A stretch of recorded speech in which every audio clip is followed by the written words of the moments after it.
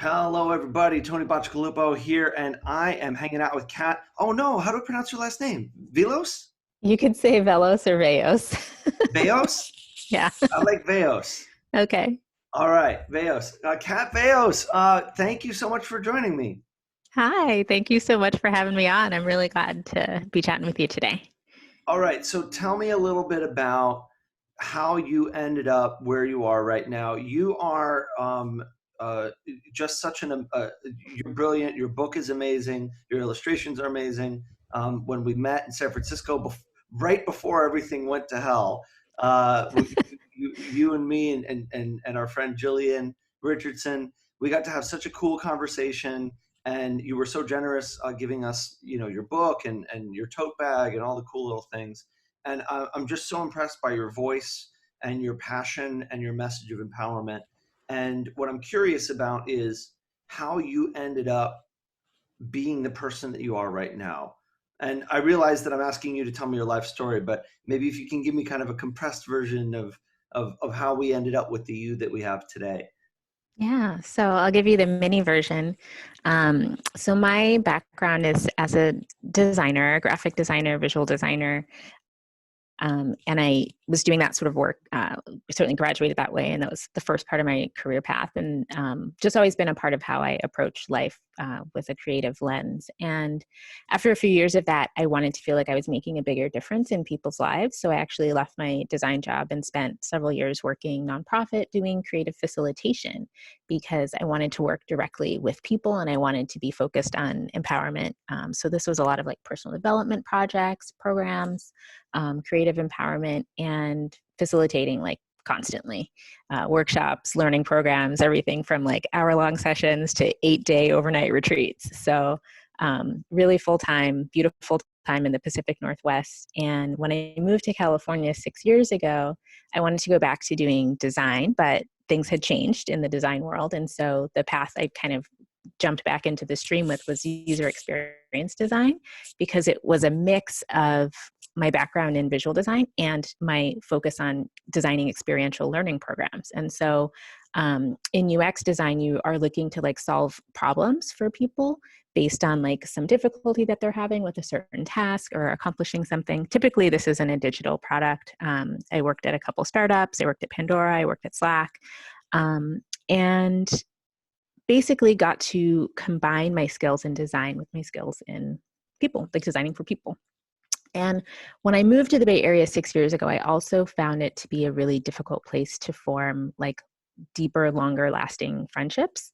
Most of the people that I ended up being close to were people I knew from before I got here. And it was kind of puzzling to me. The more people I talked to that I met here too also described that they were having difficulty with like friending during adulthood, and like very charming, lovely people. And it's not like we weren't meeting cool people, like going to events and making small talk or like chit chatting with people is so easy, but that doesn't mean that that person turns into a deep, deep friend. So with my like user experience hat, I was like, how can we make this easier for people? And that path is what led me to writing We Should Get Together, the book that you are referencing. And now in our current global pandemic, I'm just about to release a new book tomorrow called Connected from Afar, which is about belonging and connection from a distance when you can't get together and you can't see each other face to face.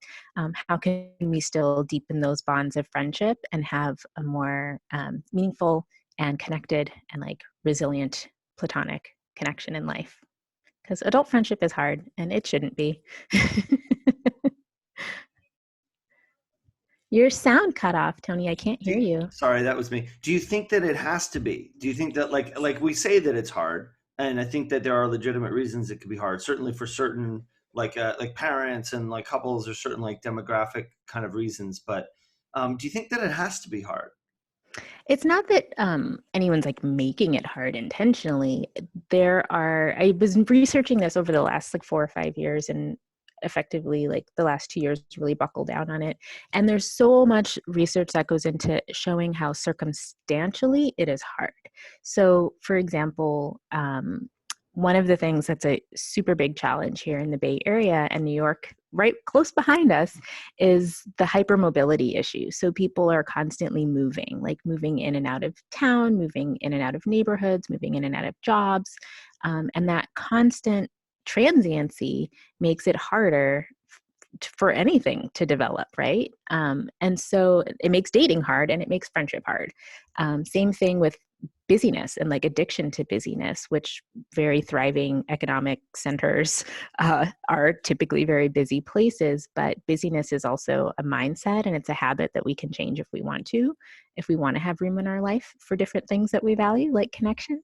But it just so happens that large urban centers tend to be places that concentrate like high rate of mobility, transiency, also like high rates of busyness. As you mentioned, the demands of partnership and family get in the way. And the last topic that I talk about in the book that's really within our own control is our openness to intimacy and being vulnerable to develop the depth that we want in our friendships. I feel like that makes a lot of sense. On the kind of like transiency and workaholism side, those are things that are kind of tendencies, societal tendencies, but to some degree they're within our control. That we Yeah, don't have to play that game. Um, and point of fact, real community connection, real sense of connectedness requires some sense of continuity and consistency.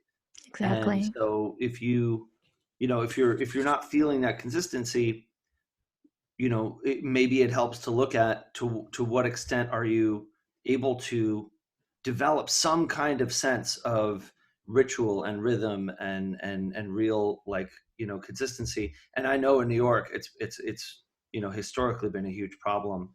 um, and I wonder now, actually, as we deal with this online world of gathering, how that's Mm-hmm. affected, in the sense that to some degree, our transience has been stunted, and maybe it's kind of forcing us to stay put for a little while.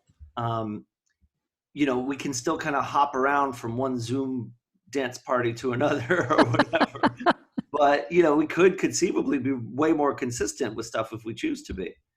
Yeah.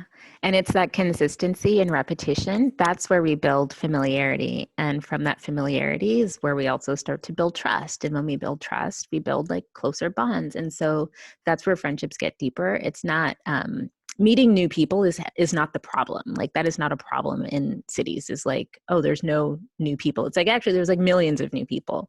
But what you want when you typically think about like having a close friend is somebody not just that you talk to once or that you met for half an hour at a dinner party or a Zoom gathering, but it's somebody that you can reach out to in a time of need. It's somebody you can text at like the drop of a hat and be like, hey, can you talk? I have something on my mind or whatever. And you have that closeness that just comes from that repeated contact and the development of those feelings of really being known and being accepted in someone else's life and vice versa. Right. So, and this is, especially true in our urban centers in New York and San Francisco, have just been huge event hubs. And, I'm talking about kind of like the old normal, and we'll talk about where we're at now and where things are going. But it's easy to make a million contacts and acquaintances, and Yeah, maybe even some good friends in there, and have some really amazing conversations. But it's also easy to just be so watered down where somehow I have hundreds of friends and nobody that I feel like I can call. And exactly. so, all right. So tell me a little bit about what you found works. What's the prescription? How do we solve this as like an individual, but then also maybe as a community organizer, if I'm looking to create something that really goes further? Right. So in We Should Get Together, I describe a concept I came up with called hydroponic friendship. I'm a gardener. I'm a certified master gardener in Washington State. And I think about a lot of things through the lens of the natural world and metaphors of that type. And so, one metaphor that just kept coming up over and over again in doing my interviews with people was that they were lacking time. They felt like time was the biggest barrier to developing the kind of connection that they wanted. And so, in the absence of time, I said, if I was growing a plant without soil, right, you can do that in water if you give it lots and lots of nutrients. And so, if I was growing a friendship without a lot of time, what would I do? And so what I came up with there was a recipe for increasing the amount of time spent, like with the time you do have, increasing the level of vulnerability and trying new things together. One of the interesting pieces of research I found was that novel experiences bond people quicker than stayed ones. So doing regular things over and over again the same way, whether it's going to happy hour or having the same conversation about the news in your day-to-day life, if you do these things over and over, yes, it builds familiarity, but it doesn't bond a new friendship as quick as doing something unusual or unique or just like slightly different.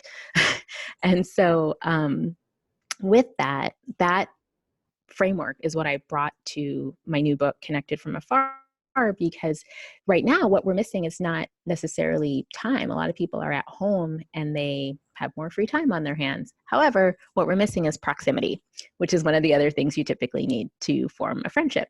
And so in the absence of proximity, what we're going to dial up in our like nutrient mix is vulnerability and connection.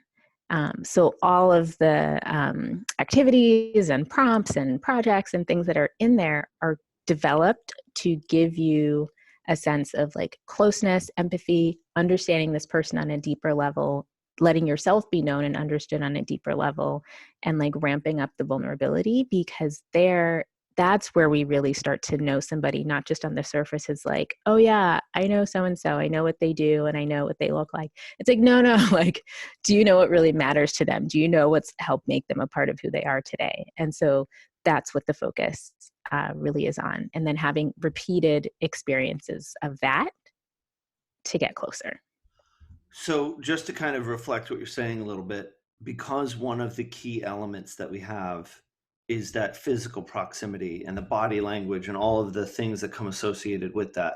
Since we don't have that now, what you're talking about is essentially that we kind of like if someone's lost a physical like a sensation, that you can amp up the other ones to compensate to some degree.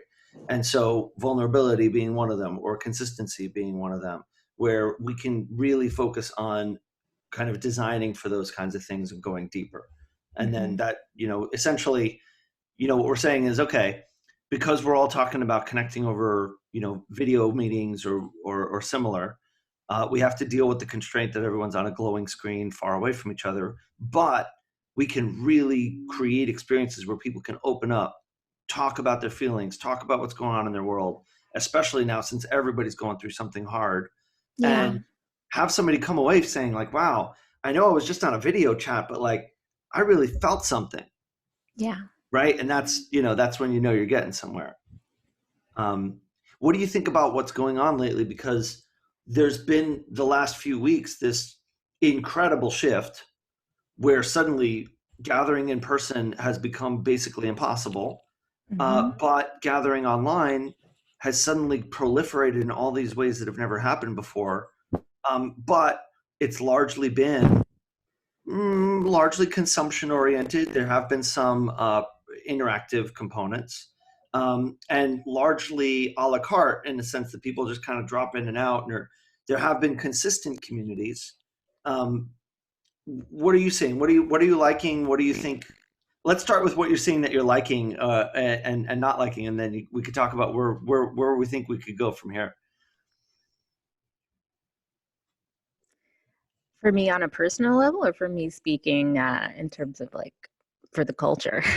Yeah. Because there's things I'm personally liking, but there's things I evaluate from a lens of, society. Let's start with the first and go to the former and go to the latter. Yeah.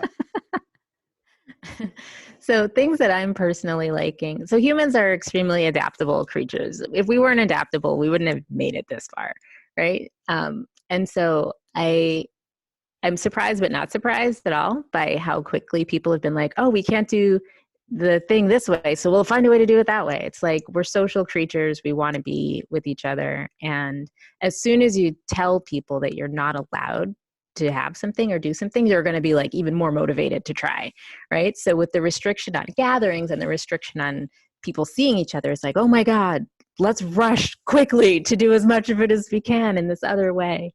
And I think that flood of new opportunities is great because there are a lot of people probably a lot of extroverts who really, really, really, really want to be connecting right now.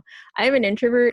I'm having an easier time adjusting to this because I get my social needs met on a different level. So um, I think it's great that the proliferation of like creative options that has been happening is wonderful. I do think it would be a mistake to assume that because there's like 1,000 different things happening virtually, that means like we have to attend all of them, because it's only going to create a different kind of FOMO, which is like virtual FOMO instead of IRL FOMO. And that's not really helpful. I think it's more useful to know like to know yourself, to know what kinds of interactions meet one's social needs for fulfillment or satisfaction, and then to like have that amount, and then to say when you're satisfied, that's okay. I don't have to attend every single Zoom, every single virtual event, because that's not necessary. Otherwise, it's just a different kind of overwhelm. It's a different kind of feeling left out. And it's like, focus on what you care about. And if what you care about is having experiences of depth, like it's enough to reach out to like 2 or 3 friends in a week, have an awesome conversation, and be like, I'm good. Now I'm going to read my book. You know, maybe that's just the introvert mantra. That's I'm waving the flag over here for us. I really hope that people who tune into this, that some number of them feel like they just got a sense of permission that they maybe didn't realize they were needing. Yeah. Just say, you know what, it's okay. And you're right. I mean, in such short order, I feel like we even transpose the negative things Yeah. of like a FOMO, because now there's all this like international global programming that's happening all over the world, where now we can see like our favorite artists perform for free from their living rooms, and there's all these like new programs that are coming out, virtual museum tours, and like all these things, and all of it. And actually, I don't know if this happened with you, but even just keeping up with family and friends, all of a sudden there's this sense of we're getting back into calling each other again, which is wonderful. And it's been so great to spend that time. But it's been like every night for a week straight, we're on video chats with our friends in the evenings, and it's wonderful. But it's also like, wow, wait, when do I take time for just like reading a book or unwinding or whatever?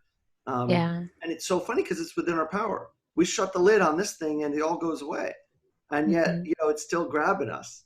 And maybe that's just a virtue of the fact that we're all adjusting to this time and everyone's handling it a little differently, and it is what it is. But I have to wonder if maybe when the dust settles a little bit, we can't think a little bit about how to use this time to learn better about how to belong to ourselves. Yeah.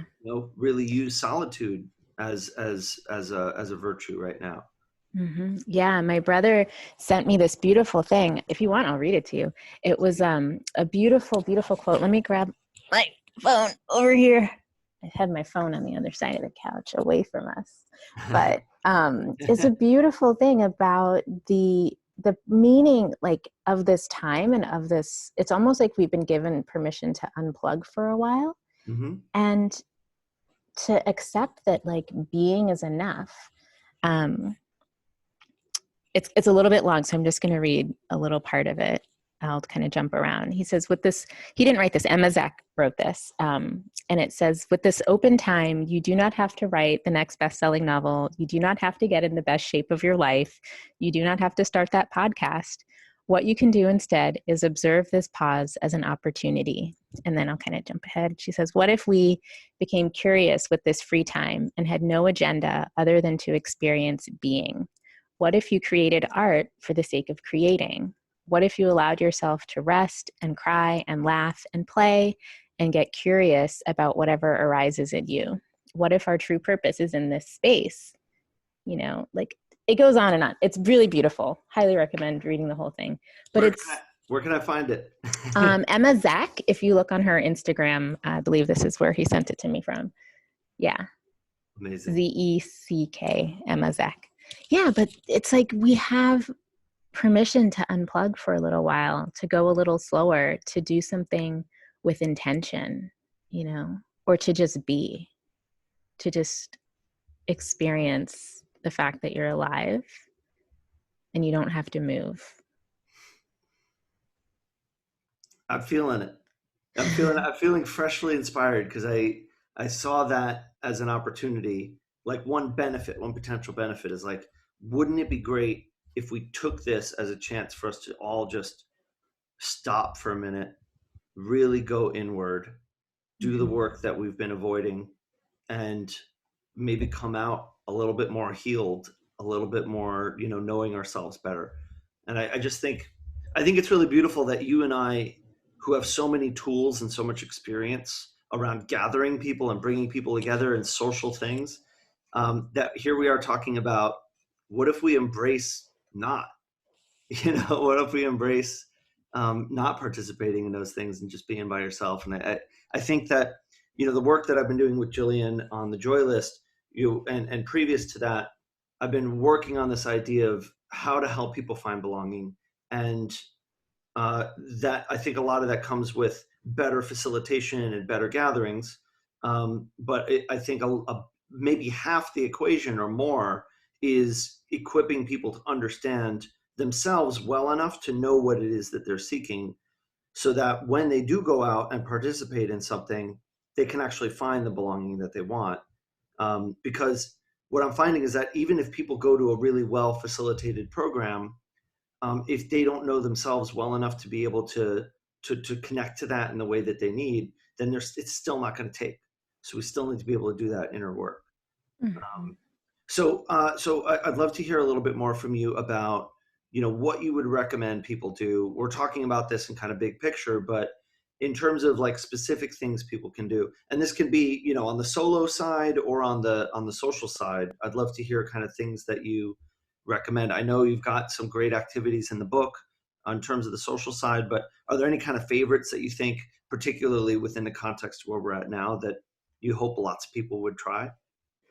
Yeah, I think that the time that we're in right now gives us it gives us permission to have the kinds of conversations that wouldn't normally arise in what we call the before, right? The before quote unquote normal life, the old way. Um, and one of those things, I am a big fan of diving deep. I'm going for depth over like breadth. And so one of the things that I talk about in the book and that I prompt people to do is to pick like 2 or 3, maybe 4 people that that you love and trust. They're a friend. Maybe they're a longtime friend, or maybe they're like a newer friend, but it's somebody who's already a part of your life that you want to be closer to, and to focus on developing those relationships at a deeper level during this time, whether this time lasts another 1 month or whether it lasts 18 months, or we don't know. And with that, what I'm offering or inviting people to do is to explore what it feels like to engage in a different way with this person, to have the kinds of conversation that you've never had before, or to learn something about each other that you've never talked about before. And so I sort of think about it like the image that's coming to my head right now is like snorkeling and like scuba diving. Like I like snorkeling, but like maybe what we're looking for here is like diving deep. It's like going really under the water like a scuba diver does.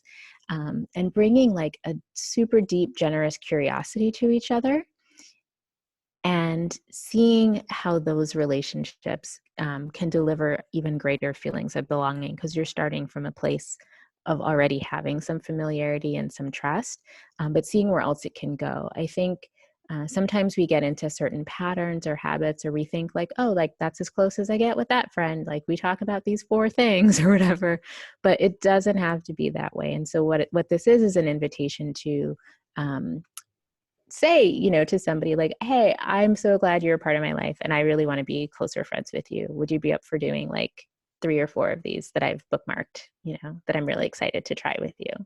And Yeah. then if that person's up for it, it's like, do that and then experiment and see what happens. So like a shared activity that you've been meaning to do. that kind of Yeah, all everything that's in connected from afar are shared activities. They're ones that you can do one-on-one with another person, or if it's like been a group of friends, some of them you can do together in a small group.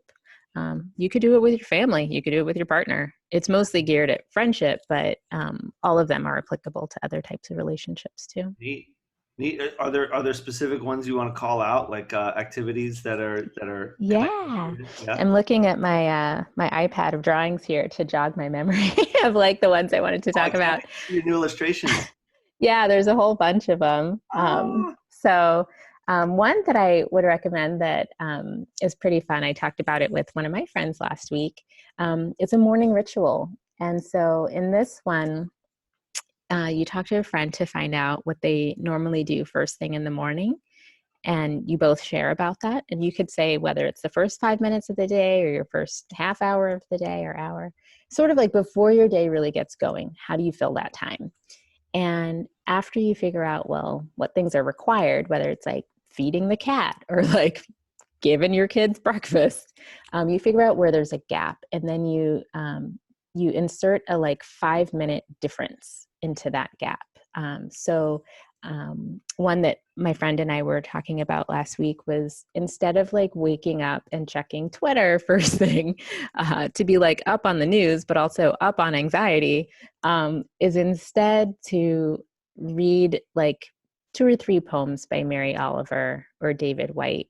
They're 2 poets that I really love. Their work sort of looks at the natural world and being alive and like the feeling of both mortality and life, um, in a way that's just like really salient right now. And so we both agreed, we were like, yeah, when we wake up in the morning, instead of checking social or anything like that or email, whatever, we're just going to read a few poems and then like meditate for 5 minutes.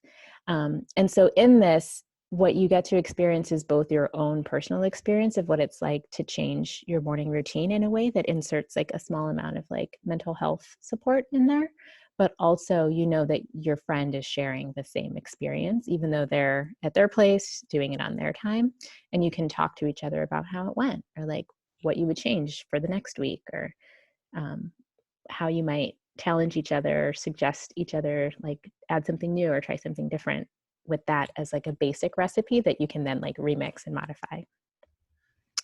all right. I want to gush for a second because there's an elegance to what you just described that I think is just really, really important that I want to emphasize, because there's a lot to what you said. Working in a routine, the wellness, the mental health, like a lot about that is good in general. But one of the things I'm hearing already is that people are so burned out on screen time that work is now on the screen. If it wasn't before, it's definitely more so now. Playtime is on the screen. Connecting with loved ones is on the screen. Like everything's on the screen now, and people are burned out. And I'm producing like really fun online events now, but I wouldn't blame anybody for not coming, because who wants to spend another 2 hours on the screen after all day, doing it at work? But what you're describing is what I think is maybe the next generation of what people are going to be starting to do, or what they should start thinking about, is how can we have a deep connective experience that does not require us to be looking at each other on a screen for an hour at a time. And so what Yes. you're describing is something where we might not even ever talk. Maybe we exchange a text message or a short phone call or something, right? Where there's a short exchange, but we don't have to spend a lot of time face to face in order to feel like we've done something meaningful together. Because I'm doing this thing, you're doing this thing, we've resolved to do it together. And so even though you're not here, even though we're not talking to each other, I'm doing this activity with my notebook and with my poems, and I'm feeling connected to you, knowing that somewhere in the world you're doing the same thing, right? Yeah. And there's something really magical. I want to do a whole offline event. I'm really excited to experiment with this. Maybe we could collaborate on it, Yeah. where we might even do like some stuff in the mail, um, and have it be something where, uh, like, what if we did an event where we never actually all talked to each other, and we all just followed an agenda, knowing that dozens of other people in the world were doing the same thing at the same time somewhere. And I feel like there could be some kind of magic to that. So I love that. I love that idea so much. I'm a huge fan of like analog fun. yeah, And I've been writing a lot of letters this week and snail mailing. And so I love the idea of doing like the event at the same time in different places, but individually. And then maybe we like debrief together or something. Yeah. yeah, right, exactly. There's some sense like maybe we still do get to speak to each other, but the bulk of it happens, not in that setting. Um, I Great. love that idea. This is great. Yeah, well, I mean, I'm building on what you're saying here, and I think that those activities are just really, really great. Um, so, what else? What else do you think people need to be keeping in mind as they're, I guess, from like the community organizer standpoint? Like, if I'm trying to build community, if I'm trying to facilitate something right now, or even if I'm like in a team, like maybe I'm managing a team, or maybe I'm just a member of a team, and we're trying to figure out how to stay connected, and we're not used to having to connect in this way. We're used to having the water cooler. What do you think like people can kind of look out for? I know that like we talked about, like on the personal level, picking a few people to really go deeper with. Is there any way that you can translate, similar kind of levels of quality in a group setting or community setting? Well, when you talk about a work team or a community group setting, I think that it's true that with the loss of like water cooler space or like hallway conversations or like all those impromptu conversations, like they matter. Like they help you feel connected to somebody. It makes you feel like less alone, right? As a person who works at a company. I was just talking about this with a former colleague of mine at Slack. We were having a phone call the other night, and she was saying, like, I miss just like walking past your desk and talking for 2 minutes. And it's like, yeah, but so instead, what we have is like a concentrated conversation now where it's like, for these amount of minutes, we're with each other. But those small things really do matter. I mean, I do think I loved working on the team at Slack, and I think Slack is a wonderful tool for that because it allows these short bursts of conversation to happen that don't require a lot of setup or a lot of like formality around them. You can just be like, hey, like I'm thinking of you. What are you doing? What'd you eat for breakfast? What smoothie did you make today or something? Um, and so I do think that casual short bits of contact like that matter for teams maybe that don't use Slack or can or don't have a similar tool for like a more casual interaction. I would say that it's really important then to like, yeah, to probably book like a 10-minute, 15-minute coffee with each other to check in on a weekly basis so that you don't just become a box on a screen that you see only in the all hands meeting or something or the full team meeting. And this is also a good time for, in terms of leadership, for people who are managing a team or running a community group, particularly in the work context. One thing that's always been a pet peeve of mine in workspaces, and I think now is a great time for everybody to just redesign it, is to rename sick days as wellness days and let people take wellness time for whatever they need. Somebody doesn't have to have a cold or the flu or coronavirus to be mentally and emotionally exhausted and to need a break. And having it called sick time makes it seem like you can't use it unless you have a cold or the flu or coronavirus. And so this is a good time for like every company to reevaluate that kind of offering that they have if they do offer sick time, and to allow people to take wellness time for literally anything you need, whether it's resting or, meditating or crying or whatever it is, and you don't have to explain it. So let's not have any questions about, oh, are you feeling under the weather? Are you coughing? It's like none of your business why somebody needs wellness time. Let them have it. And in a similar way, in a community setting, it's like making it easy to opt out. One really great way that I saw this week for that to happen in a virtual hangout or a virtual gathering is that sometimes people want to be around other people, but they're not necessarily feeling ready to talk a lot or say much, but they just didn't want to feel alone. And in that, to allow somebody who's in a gathering space to opt out by simply saying, I'm here today to listen. When it comes around to them to, share or to offer an idea, it's like, it's okay if someone just wants to be like, I came today to listen. Thanks for letting me sit in, Yeah. Because otherwise what we're doing is forcing extroversion as a requirement of connection. And that's not where everybody's at right now. It's too overwhelming with too many things going on. Sometimes you just want to be near, but not in the middle of the ring. Especially now. And Yeah. you're really making me wonder about the expectations around online, because if I walk physically into a room, part of what makes me scared to go to a new event by myself is that I don't know what to expect. I don't know if I'm going to be asked to speak. I don't know the protocol. There's all these things, right?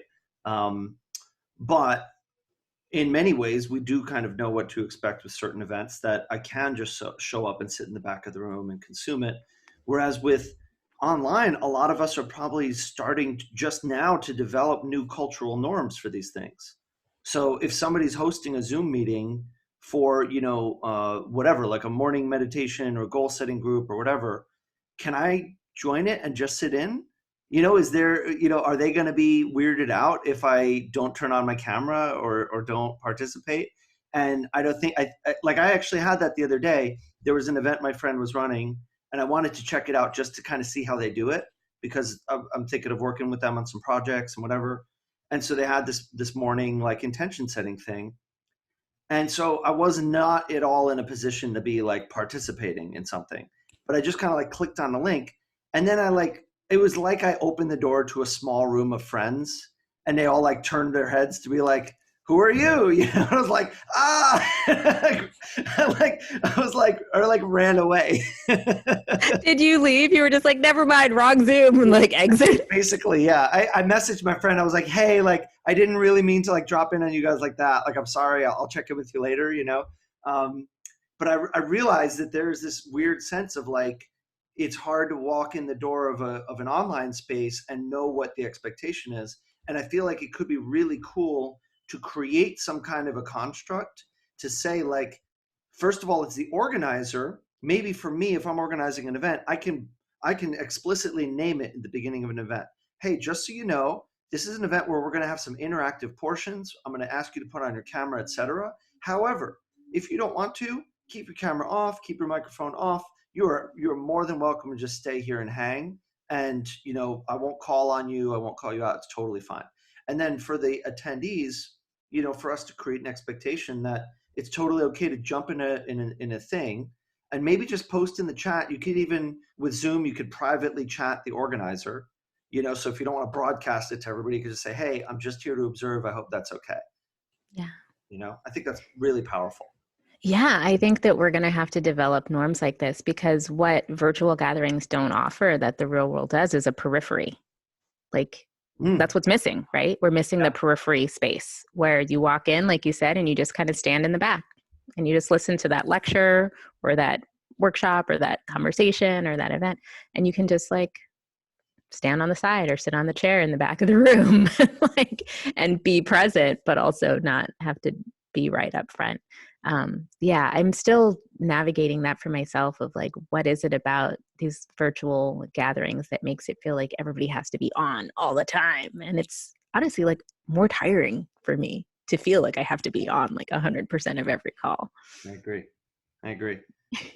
So this is great. I'm so inspired. I'm really excited to incorporate some of these things into my next gatherings. And I'm actually now like drafting up my totally offline event, so I could share it with you at some point. We could work on it. That sounds great. I think I'm calling it Zoom Out. Yes. Yeah. It's a great name. Such a nerd like that. Okay, so before we wrap it up, I'd love to ask you just a few things about places people can go to find, other great resources and voices. So, other people, other voices that you think are just wonderful people who are doing great things in this world, people that we should know about, go look up. And then, how do we find you? How do we buy your books? How do we reach you? Cool. So first, to shout out some people that I love and appreciate and I recommend checking out. So there is a really great organization called The Great Discontent. My friend Hugh Weber is running that one, and they did a virtual potluck recently that I really loved, and they do a lot of work around helping creatives and isolated feeling creatives connect to each other around, galvanizing what's your discontent in the world, and like, what do you do, how do you show up in order to transform that. So I recommend checking them out. Another great podcast that I really like that I connected with recently is called More Happy Life. Andy's the host of that one, and all of his content's like super uplifting, super relatable. Really recommend that. Let me see what else is in here. I totally didn't prep you for this question, No. but I trusted you completely to be able to handle it like a champ, and you're doing great. So thank you for that. I appreciate Yeah, for sure. I also want to shout out my friend Lisa Orbay Austin. She's a psychologist who has a book coming out in April about overcoming imposter syndrome and self-doubt. So she's just like a force of nature, so dynamic, and highly recommend checking out either her TEDx talk or her book. Really, really great stuff. And let's see. As far as like other things I'm doing that I have coming up that I recommend, so on the 11th, I'm going to be doing a free online workshop around connection during the time of quarantine. That's going to be in the afternoon on Saturday, the 11th.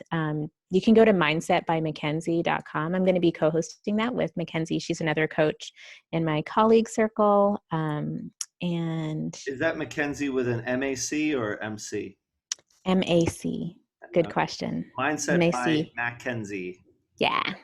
Mindset by Mackenzie. And so that's a free workshop. Just register there to get the info. I'm doing a workshop about cultivating stronger friendships during this time. That's on the 18th. You can go to my website for that, weshouldgettogether.com.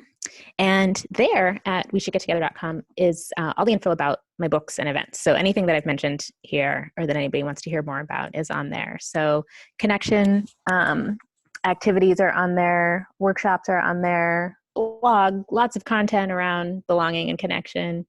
Both of my books, We Should Get Together and Connected from Afar, are on there as well as anywhere else you would want to get books, whether that's Amazon, your local bookstore, etc. You can order up either one of those. I do recommend trying to support local bookstores right now. They've been severely impacted by this closure of many stores, or the inability for people to go out and go to bookstores. So I recommend that, but get it anywhere that works for you.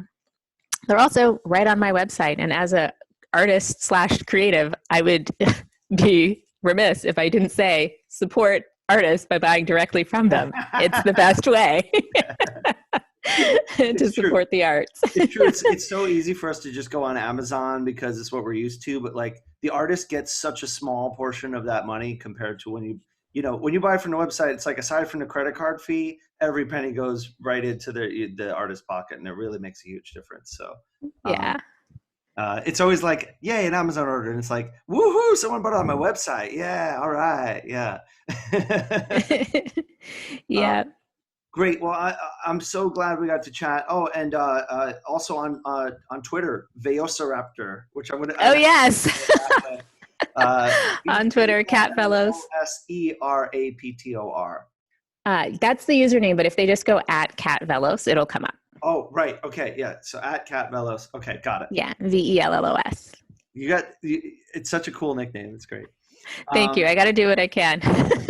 Let's keep in touch. Let's find ways to do fun stuff going forward. And congrats on the book. Congrats on the new book. I'm very excited to check it out. And thank you so much for your time. Keep up the great work. Thank you, Tony. Thank you for all your great work. And I'm excited to make more fun things with you and support the work that you're doing. So thanks a lot. All right. Sounds good. Take care. Okay. Bye.